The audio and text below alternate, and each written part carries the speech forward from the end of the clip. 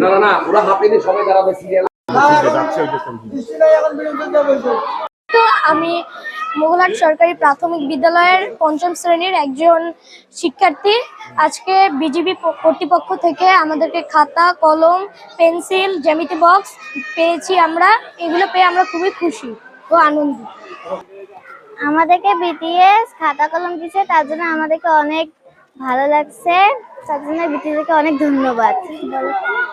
তোমরা কি এর আগে এরকম কেউ পাইছিলা? না, এখন পেয়ে কেমন লাগছে? অনেক ভালো লাগছে।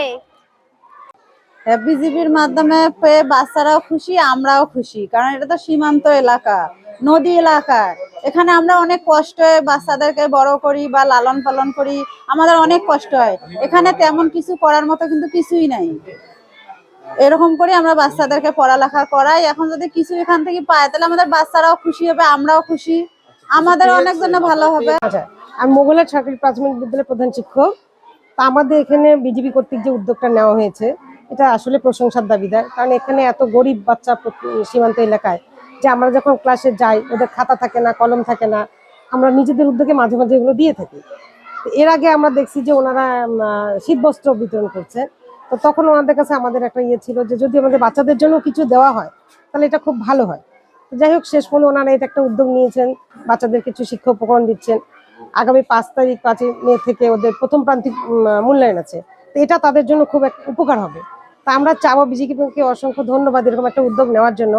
আমরা চাবো যে এটা যদি চলমান থাকে তাহলে আমরা খুশি হব, বাচ্চারাও খুশি এবং অভিভাবকরাও খুশি হবে। আমরা সীমান্তের সাথে জড়িত। সীমান্ত যেরকম আমাদের কাছে গুরুত্বপূর্ণ, তেমনি সীমান্তের জনগণও আমাদের কাছে খুবই গুরুত্বপূর্ণ। তাদের সবকিছুই আমাদের রেসপন্সিবিলিটি।